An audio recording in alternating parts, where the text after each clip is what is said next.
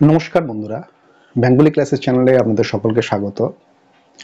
আমরা আজকে আলোচনা করব বাচ্চা সম্পর্কিত একটা গুরুত্বপূর্ণ টপিক, যেটা হচ্ছে বাচ্চার সাথে গুরুত্বপূর্ণভাবে সম্পর্কিত। ইতিপূর্বে আমরা বাচ্চা সম্পর্কে আলোচনার পূর্বে কর্তৃবাচ্য, কর্মবাচ্য, ভাববাচ্য আর কর্মকর্তৃবাচ্য সম্পর্কে আলোচনা করেছে। কিন্তু আধুনিক ভাষাবিজ্ঞানীরা মনে করেন যে কর্তৃবাচ্য, ভাববাচ্য, কর্মবাচ্য প্রকৃতপক্ষে কর্তৃবাচ্য এবং তার কতগুলো প্রমাণও তারা দিয়েছে।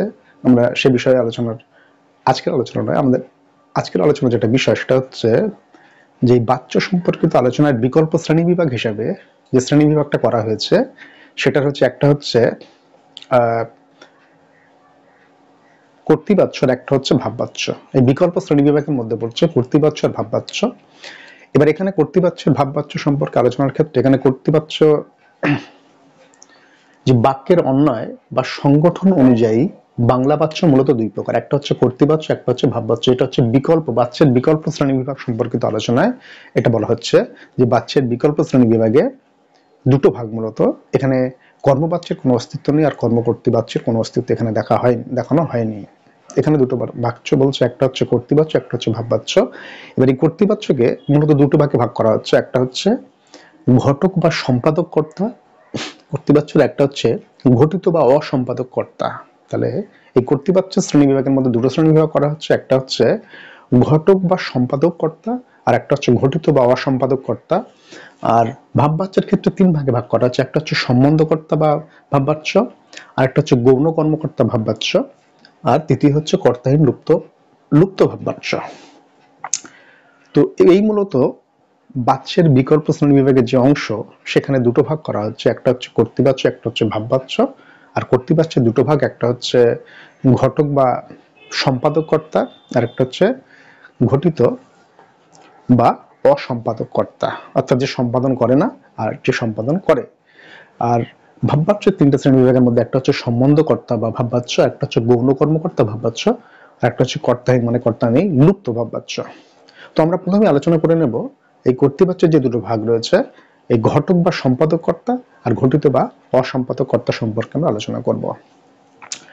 ঘটক বা সম্পাদক কর্তা বলছে যে কর্তৃবাচ্যের যে কর্তা ক্রিয়ার সম্পাদন নিজে করে, নিজে ক্রিয়াকে সম্পাদন করে ক্রিয়াকে নিয়ন্ত্রণ করে। তাহলে কর্তৃবাচ্যের যে কর্তা সরাসরি নিজে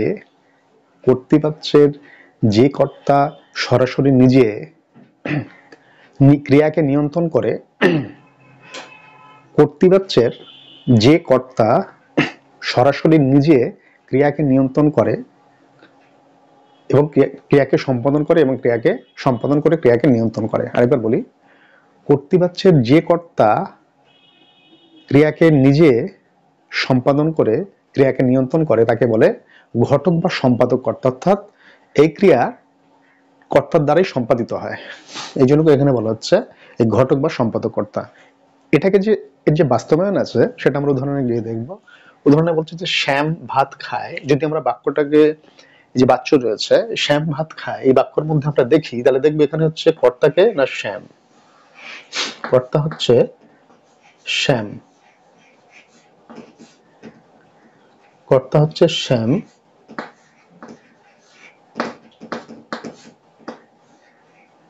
কর্তা যদি শ্যাম হয়, এখানে হচ্ছে ক্রিয়া হচ্ছে খায়, এটা হচ্ছে ক্রিয়া। এবারে এই শ্যাম যে কর্তা আর খায় যে ক্রিয়া, এই খাবার কাজটা, ভাত খাওয়ার কাজটা শ্যামের দ্বারা সম্পন্ন হচ্ছে, তাহলে শ্যাম নিজেই কাজটা সম্পাদন করছে। তাহলে এখানে তো বলছে যে কর্তৃবাচ্যের কর্তা নিজেই ক্রিয়া সম্পাদক বা ঘটক হয়ে ক্রিয়াকে নিয়ন্ত্রণ করে, তাহলে এখানে শ্যাম এই ভাত খাওয়া ক্রিয়াকে সম্পাদন করছে নিজে এবং সম্পাদন করে ক্রিয়াকে নিয়ন্ত্রণ করছে। এই জন্য করে একে বলা হচ্ছে ঘটক বা সম্পাদক কর্তা। যদি বোঝা না যায় আরেকবার বলি, কর্তৃবাচ্যের যে কর্তা নিজে ক্রিয়া সম্পাদন করে কর্তাকে নিয়ন্ত্রণ করে তাকে বলে ঘটক বা সম্পাদক কর্তা।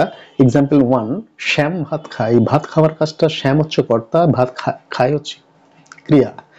এই শ্যাম ভাত খাওয়ার ক্রিয়াটা শ্যাম হচ্ছে কর্তা, কর্তার দ্বারা ভাত খাওয়ার ক্রিয়া সম্পাদন করে এই শ্যাম কর্তা ক্রিয়াকে নিয়ন্ত্রণ করছে। সেই জন্য করে এটা হচ্ছে ঘটক বা সম্পাদক কর্তা। এটা গেল ঘটক বা সম্পাদক কর্তা। এবার আমরা দেখব ঘটিত বা অসম্পাদক কর্তা। ঘটিত বা অসম্পাদক কর্তা কি বলছে? যে কর্তৃবাচ্যের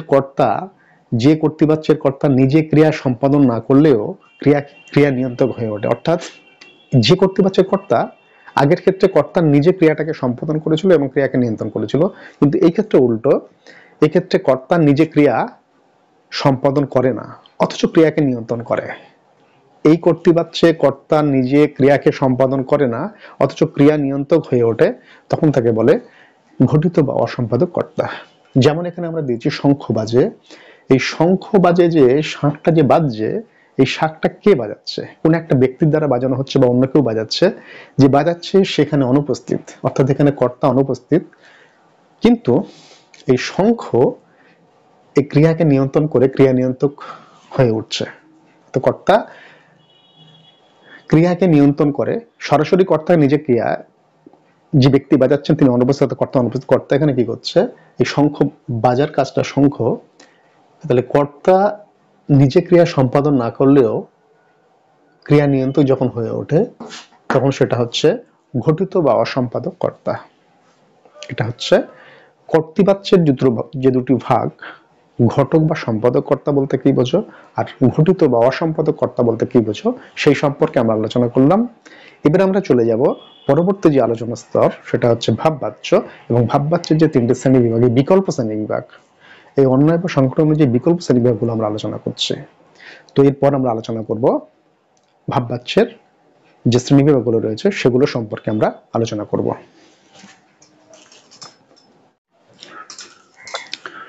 এবার আমরা দেখব ভাববাচ্য সম্পর্কিত যে আলোচনা, এই বিকল্প শ্রেণী বিভাগের ভাববাচ্য সম্পর্কিত যে আলোচনা রয়েছে, সেই ভাববাচ্য শ্রেণী বিভাগ সম্পর্কে আমরা আলোচনা করব।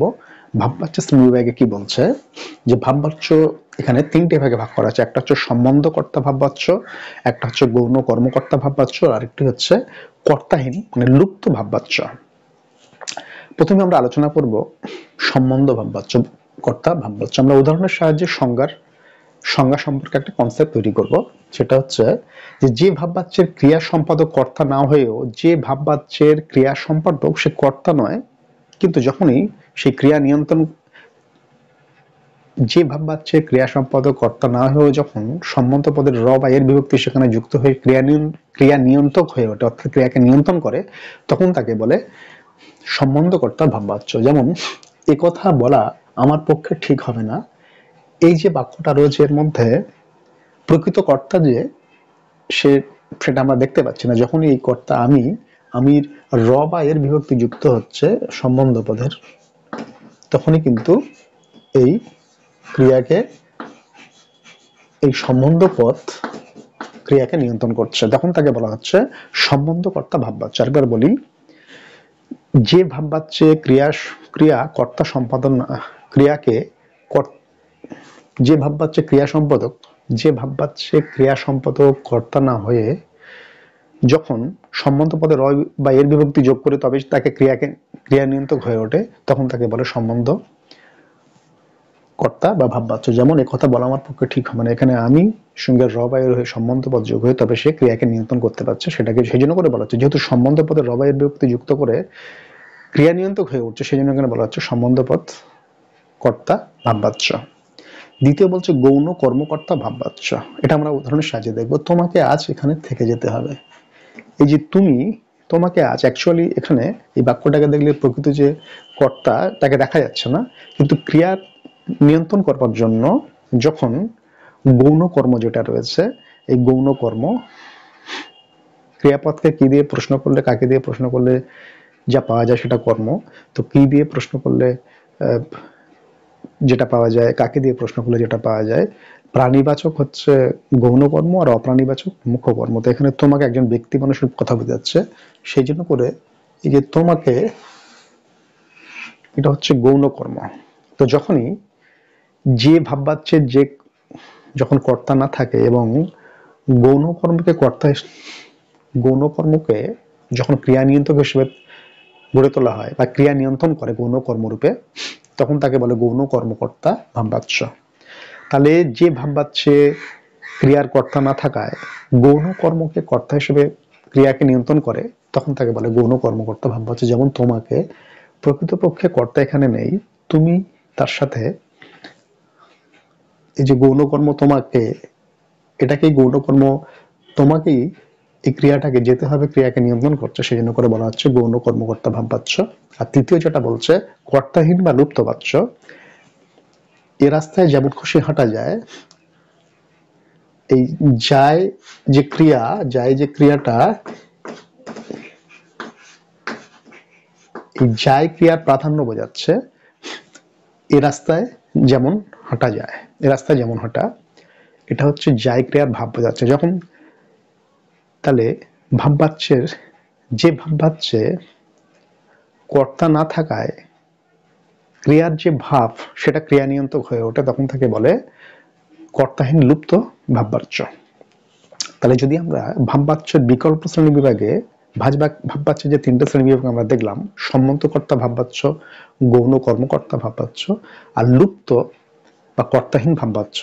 তো প্রথমে আমরা একটা আলোচনা করলাম কি, সম্বন্ধকর্তা ভাববাচ্য, অর্থাৎ যে ক্রিয়ার ভাববাচ্যে যে ক্রিয়ার কর্তা না থাকলেও সম্বন্ধ পদে রবায় এর বিভক্তি যোগ করে সম্বন্ধ পদটাই ক্রিয়া নিয়ন্ত্রক হয়ে ওঠে, তখন তাকে বলে সম্বন্ধ কর্তা বা ভাববাচ্য। যেমন বলেছি, কথা বলা আমার পক্ষে ঠিক হবে না, আমির সাথে রবায় যুক্ত হয়ে আমার সম্বন্ধ পদ হয়েছে এবং এটা, এই সম্বন্ধ পদটি ক্রিয়া নিয়ন্ত্রক হয়ে উঠেছে বলে এটাকে বলা হচ্ছে সম্বন্ধ পদ কর্তা ভাববাচ্য।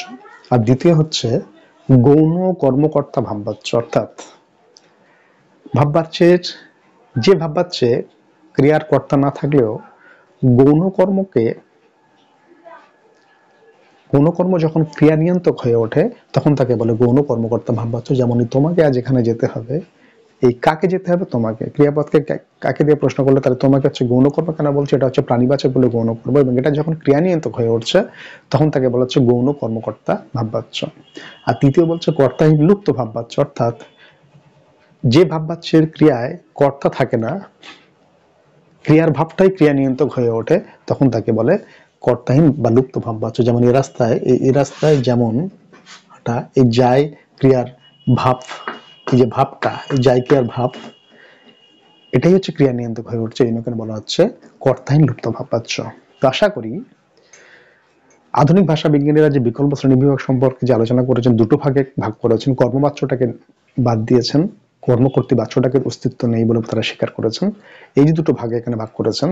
তো এই দুটো ভাগের বিকল্প শ্রেণী বিভাগ হিসেবে যে দুটো ভাগ দেখলাম আমরা, কর্তৃবাচ্যের দুটি ভাগ, সেটা হচ্ছে ঘটক বা সম্পাদক কর্তা একটা, আর একটা হচ্ছে ঘটিত বা অসম্পাদক কর্তা। আর ভাববাচ্য তিনটি ভাগ, একটা হচ্ছে সম্বন্ধকর্তা ভাববাচ্য, একটা হচ্ছে গৌণ কর্মকর্তা ভাববাচ্য, আর একটা হচ্ছে কর্তাহীন লুপ্ত ভাববাচ্য, যেগুলো সম্পর্কে আমরা আলোচনা করলাম। আশা করি এই ক্লাসের মধ্য দিয়ে আমাদের এই বিকল্প শ্রেণীবিভাগ সম্পর্কিত বাচ্চার যে আলোচনা সেটা আমরা বোঝাতে পেরেছি। তো আজকের ক্লাস এখানে শেষ করছি। নমস্কার।